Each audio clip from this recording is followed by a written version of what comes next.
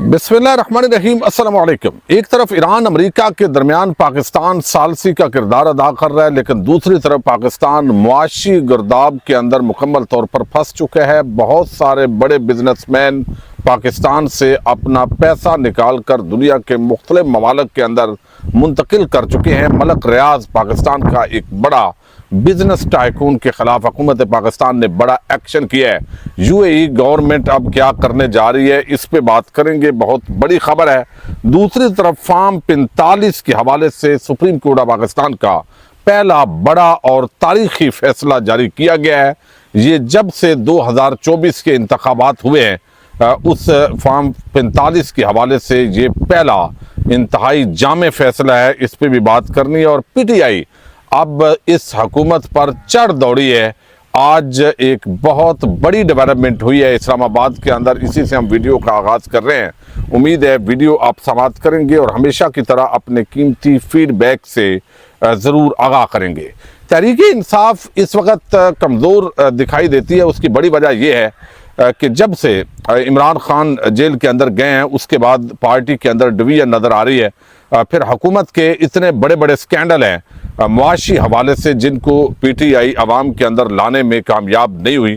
ख़ास तौर पर पंजाब के अंदर जिस तरह मरियम सरकार अंधेर नगरी मचाए हुए हैं और जिस तरह इश्तिहारात अरबों रुपए के वो मुख्तलिफ मीडिया चैनल्स को, अखबारात को दिए गए हैं, और फिर ऐसे मंसूबे हैं जिनके ग्राउंड लेवल पर वो अहमियत नहीं है, लेकिन उस पर पीटीआई मुकम्मल तौर पर खामोश दिखाई देती है।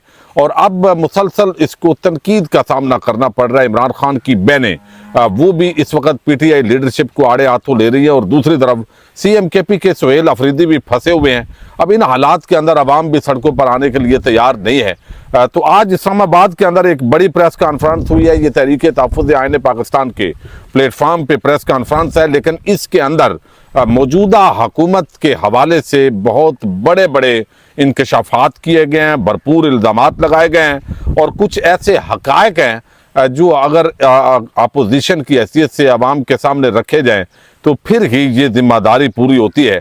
4 साल की जो मौजूदा हुकूमत की कारकर्दगी है वो इंतहाई कमज़ोर है। अगरचे मुखालफिन को दबाना, चादर चार दीवारी का तकद्दस पामाल करना, लोगों के जो इंसानी हकूक़ हैं उनकी धज्जियाँ बखेरना, इस पे मौजूदा हुकूमत का बड़ा जोर है। लेकिन जिस तरह इंटरनेशनल कंपनीज इस मुल्क को छोड़ के जा रही हैं, सरमाया बैरून मुल्क मुंतकिल हो रहा है, एक्सपोर्ट कम हो गई है, इसी तरीके से हम देख रहे हैं कि इंडस्ट्री ग्रो नहीं कर रही, ऑयल प्राइसेस में इजाफा हुआ है, एनर्जी एक क्राइसिस पैदा हो गया है, एक तरफ लोड शेडिंग है, और इस लोड शेडिंग के भी पाकिस्तानी अवाम ने पैसे पे करने होते हैं, जो कैपेसिटी चार्जेस, पेमेंट चार्जेस के नाम पे ये सारा धंधा हो रहा है। और आईपीपीज जो खुद हुक्मरान तबकात और बड़े माफिया इसके सहूलतकार हैं और ख़ुद फ़ायदा उठा रहे हैं, और बहुत सारी फ्रंट कंपनीज इस हवाले से बताया जाता है कि वो कायम की गई। नवाज शरीफ के 90 की दहाई के मंसूबे आज पाकिस्तानी कौम के गले पड़े हुए हैं। मोहम्मद ज़ुबैर, इसी तरह सलमान अकरम राजा और असद कैसर और दीगर ने आज प्रेस कॉन्फ्रेंस की है। मोहम्मद ज़ुबैर ने कुछ आम चीज़ें रखी हैं। उन्होंने कहा 4 साल मुकम्मल होने पर हुकूमत की कारकर्दगी का जायजा लिया जाए तो ये शदीद नाकामी की तस्वीर पेश करती है। मौजूदा हुकूमत के दौर में जीडीपी ग्रोथ पाकिस्तान की पूरी तारीख में औसतन कम तरीन सतह पर रही। मुआशी नाकामी के लिए आलमी जंग का बहाना तराशा गया, हालांकि हालात इससे पहले ही खराब हो चुके थे। सबसे ज़्यादा तशवीशनाक पहलू पाकिस्तान में सरमायाकारी की संगीन सूरत हाल है। पिछले 4 सालों में सरमायाकारी का तनासब 50 सालों में कम तरीन रहा है। मुल्की सरमाकारों के साथ साथ गैर मुल्की बराह रास्त सरमाकारी में भी शदीद कमी वाक़ई हुई है। जब मुल्क में इन्वेस्टमेंट ही नहीं होगी तो रोज़गार के मौके, टैक्स और बरामदात में इजाफा मुमकिन नहीं है। मुस्तकबिल के हवाले से भी उन्होंने बताया है कि जब से ये आए हैं भीख मांग रहे हैं, IMF से पैसे लिए जाते हैं, उसी से निज़ाम चलाया जाता है, और बहुत बड़ी तादाद के अंदर आवाम को कर्ज़ों की दलदल के अंदर फंसा दिया गया। बांग्लादेश और भारत जैसे ममालिक बरामदात के मैदान में पाकिस्तान से बहुत आगे निकल चुके हैं। मुल्क का पावर सेक्टर मुकम्मल तौर पर तबाही के दहाने पर खड़ा है। अब ये जितने मुआहदे बिजली के किए गए, आम सादा लोगों को चूँकि इन चीज़ों का टेक्निकलिटीज़ का पता नहीं होता, यानी इस वक्त आवाम जो है वो लोड शेडिंग के पैसे पे कर रही है।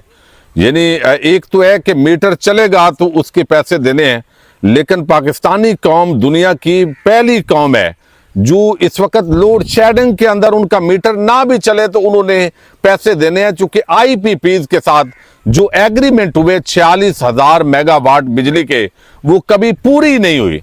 वो पावर प्लांट खड़े रहते हैं, लेकिन इसके बावजूद कैपेसिटी पेमेंट चार्जेस जो है वो वसूल किए जाते हैं। और यही इस वक्त बहुत बड़ा धंधा है जिसमें अशराफिया हुक्मरान खानदान, उससे मुतलका खानदानों की ये आईपीपीज हैं। चूंकि जब आप खुद इख्तदार में हूं और खुद ही अवाम को लूटने के लिए वो मंसूबे लेकर आए और फिर मुल्क को पाबंद कर दें कि आपने ये पैसे देने ही देने हैं, बिजली आप जलाएं ना जलाएं, तो चोरी की बिजली के पैसे भी इस वक्त अवाम को देने पड़ रहे हैं। तो एक सियासी घुटन है और इस हवाले से आज की प्रेस कॉन्फ्रेंस इंतहाई अहमियत की अमल है। मैं समझता हूँ अपोजिशन का काम ही ये है कि वो खुल के जो हुकूमत की खामियां और कुताहियां हैं वो अवाम के सामने रखे। अब दूसरी तरफ जो है वो पिछले दिनों आपको याद होगा कि वजीर दाखिला मोहसिन नकवी कराची गए, वहां पे बिजनेसमैनों से वो गुफ्तगू कर रहे थे और वहां पे भी बात ये थी कि तकरीबन जिस तरह बिजनेसमैनों के मुताबिक डाटा 100 अरब डॉलर पाकिस्तान से बैरून मुल्क मुंतकिल हो चुका है, जो पाकिस्तान का जो कर्जा है उसके करीब करीब ये रकम बनती है। अब इसकी वजह क्या है? यानी यहाँ पे उन्होंने तो कह दिया, जैसे बलूचिस्तान के अंदर से उन्होंने कहा कि दहशतगर्दी तो खत्म होगी, ये एक SHO की मार है दहशतगर्द, और उसके बाद इतने बड़े बड़े वाकयात हुए कि पूरी कौम पूछती रही कि वो आपका SHO किधर है। अब इसी तरह उन्होंने वहां पे जो कराची के अंदर गुफ्तगू की वो बताया उन्होंने कि यहाँ पे एक दो को उठाएंगे तो सारा ऐसे ही हो जाएगा। अब जरदारियों के साथ भी सारे मामलात को नत्थी किया जा रहा है, लेकिन कोई जरदारियों के कारोबार थोड़े हैं।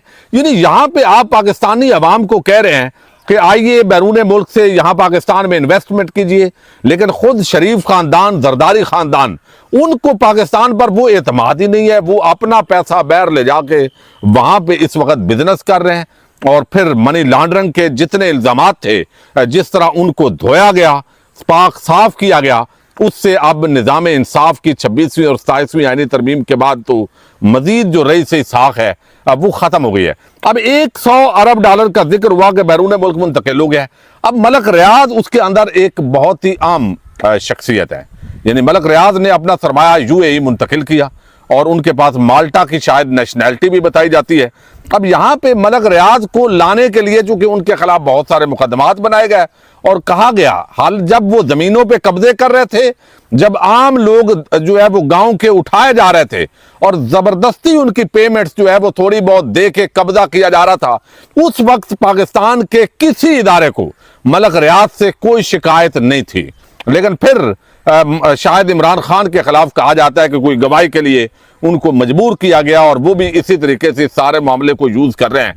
अब जब पाकिस्तान के अंदर कोई जितना बड़ा इन्वेस्टर है उसको एतमाद ही नहीं है, किसी वक्त उसके जो प्रॉपर्टी है उस पर कब्जा हो सकता है, कारोबार छीन लिया जाएगा, तो इन हालात के अंदर कौन इन्वेस्टमेंट करेगा? अब इंटरपोल से राब्ता किया चेयरमैन नैब ने आज ये बताया है कि UAE की गवर्नमेंट से राब्ता कर लिया गया है। बैरिया टाउन मनी लॉन्ड्रिंग में वो कहते हैं बड़ी पेशरफ्त हुई है। इश्तिहारी मुल्ज़म मलक रियाज इंटरपोल के जरिए रेड वारंट जारी कर दिए गए। चेयरमैन नैब ने मलक रियाज के बेटे अली रियाज मलक के भी इंटरपोल के जरिए रेड वारंट जारी कर दिए। दोनों मुल्ज़मान जल्द गिरफ्तार कर लिए जाएंगे। अच्छा, अब यहाँ पे ये एक चेयरमैन नैब का दावा है कि जल्द गिरफ्तार कर लिए जाएंगे, लेकिन जो UAE है वहां पे आम लोगों को तो बड़ी आसानी के साथ पाकिस्तानी जो है वो इंटरपोल के साथ हुकूमत मिलकर गिरफ्तार कर लेती है। लेकिन इस वक्त चूंकि UAE के साथ उस तरह के पाकिस्तान के ताल्लुकात नहीं है जो पहले मिसाली थे। UAE ने अभी 3.5 अरब डॉलर पाकिस्तान से वापस लिया है।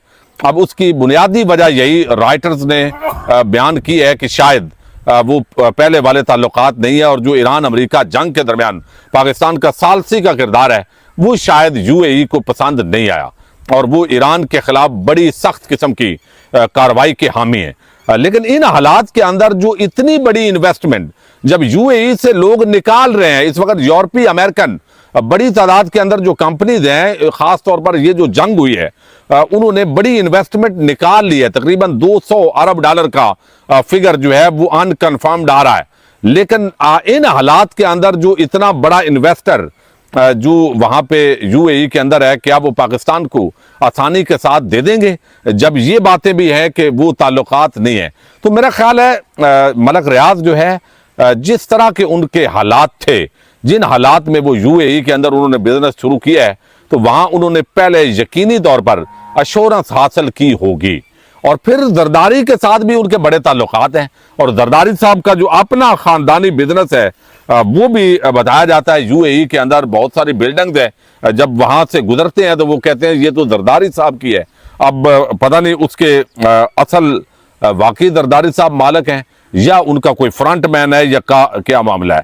अच्छा, अब इसके साथ एक और बड़ी डेवलपमेंट है, और वो एक फैसला है सुप्रीम कोर्ट ऑफ पाकिस्तान के अंदर जो है, आपने देखा कि आईनी अदालत बना दी गई और फॉर्म 45 और 47 के बहस होती रही। 8 फरवरी 2024 के इंतखाबात के बाद जितने भी इंतखाबी उजरदारियां आई और उसके पहले इलेक्शन कमीशन ऑफ पाकिस्तान ने फैसले दिए, फिर वो मामलात हाई कोर्ट के अंदर पहुंचे, तो जितने भी पीटीआई के लोग थे वो ये चीखते रहे, चिल्लाते रहे कि फॉर्म 45 के मुताबिक हम जीते हुए हैं। लेकिन जो जजेस थे वो खास तौर पर ट्रिब्यूनल के अंदर उस तरह के जज, रिटायर्ड जज या अदर सर्वस लगाए गए जो टेक्निकल बुनियादों पर उन्होंने फॉर्म 45 को आगे आने ही नहीं दिया। अब मरियम नवाज हो, नवाज शरीफ हो, हमजा शहबाज हो या दीगर जितने भी आम केसेस जिन्होंने फॉर्म 45 का डंडोरा पीटा पीटीआई के लोगों ने, हालांकि Nawaz Sharif election seat form 45 के मुताबिक हारे हुए हैं, लेकिन जीतने वाली डॉक्टर यास्मीन राशिद जेल से भी जीती है और आज शायद इसी की सजा भुगत रही है। मरियम नवाज जो है मार शराफत से हारी। ये मार शराफत हमेशा फॉर्म 45 लेकर ये दावा करते दिखाई देते हैं। तो जब जजेस के सामने मामला गया तो उन्होंने कहा जी आपने ये कामा सही नहीं लगाया था, आपने फुट जो है वो यहाँ पे ये चीज अच्छी नहीं लिखी थी, दस्तखत आपके दाएं साइड पे नहीं बाएं साइड पे होने चाहिए थे।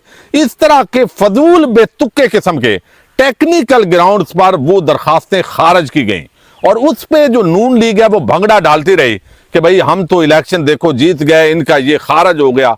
जबकि वो जजेस जो रिटायर हो गए वो आप 25-30 लाख या 20 लाख तनख्वाह पे दोबारा रखें और उन्हें कहें जी फैसले आपने ये देने हैं, तो फिर वो जज अपनी तनख्वाह तो यकीनन बेहतर करेंगे। लेकिन बहरहाल हम इसको फिर भी नहीं कहते चूंकि पाकिस्तान में रहना है। तो अब दूसरी तरफ जो है वो फॉर्म 45 के हवाले से ये बलूचिस्तान का एक आम मुकदमा है जिसकी आज बहुत ही आम किस्म का जो फैसला है वो जारी हुआ है। इसके अंदर ये पता चलता है बुनियादी तौर पर ये 2024 का इलेक्शन के अंदर पश्तूनख्वा नेशनल अवामी पार्टी है पीके नैब के टिकट पर इलेक्शन लड़ा था। ये शरानी, जोब और किला सैफुल्ला इलाका था, और इसके अंदर जो है वो यहाँ पे खुशहाल खान काकड़ ये उम्मीदवार थे, और दूसरी तरफ जो JUI फे है उसके उम्मीदवार थे सैयद समीउल्लाह। अब ये सैयद समीउल्लाह 46,210 वोट से इनको कामयाब करार दिया गया, और खुशहाल जो काकड़ हैं उनको 46,117 वोट यानी सिर्फ 93 वोटों के फर्क से शिकस्त दी गई। ये मामला अब इलेक्शन से होता हुआ कमीशन से वो सुप्रीम कोर्ट ऑफ पाकिस्तान के अंदर पहुंचा। अब चूंकि आईनी अदालत अलहदा हो गई है, सुप्रीम कोर्ट अलहदा हो गई है, तो आज सुप्रीम कोर्ट ऑफ पाकिस्तान ने NA 251 शहरानी माजूब के इंतखाबी तनादे पर आम फैसला सुनाते हुए इलेक्शन ट्रिब्यूनल का हुक्म कलादम करार दे दिया है, और करार दिया कि जहां फॉर्म 45 के मुताबिक नतीजा वादे हो वहां दोबारा पोलिंग की जरूरत नहीं होती। जस्टिस शाहिद वहीद की सरबराही में 3 रुकनी बेंच ने जस्टिस शकील अहमद की जानब से तहरीर करदा 10 सफ़ात पर मुश्तमिल फैसला जारी करते हुए खुशहाल खान काकड़ को NA 251 से कामयाब करार दे दिया है। इलेक्शन कमीशन को उनकी कामयाबी का नोटिफिकेशन फौरी जारी करने का हुक्म दिया गया है, और 22 पोलिंग स्टेशन पर दोबारा पोलिंग का इलेक्शन ट्रिब्यूनल का हुक्म भी खत्म कर दिया गया। अदालत उज़्मा ने करार दिया कि वोट महज लकीरें नहीं बल्कि अवाम की खुद मुख्तार मर्जी का इजहार है। रिटर्निंग अफीसर ने अवामी मैंडेट पर शब खून मारा और नताइज में तब्दीली संगीन बेज़ाब्तगी है। फॉर्म 45 और फॉर्म 48 के नताइज में वादे फर्क जोड़ तोड़ को जाहिर करता है। RO ने इख्तियारात से तजावत करते हुए अपील कुनिंदा के वोट कम और हरीफ के ज्यादा किए। हालांकि रिटर्निंग अफीसर को किसी उम्मीदवार को वोट कम या ज्यादा करने का कानूनी इख्तियार हासिल नहीं। अदालत ने मजीद करार दिया कि नताइज में दानिस्ता तब्दीली मुलव्वस अमले और अफसरान के खिलाफ फौजदारी कार्रवाई की बुनियाद बनती है।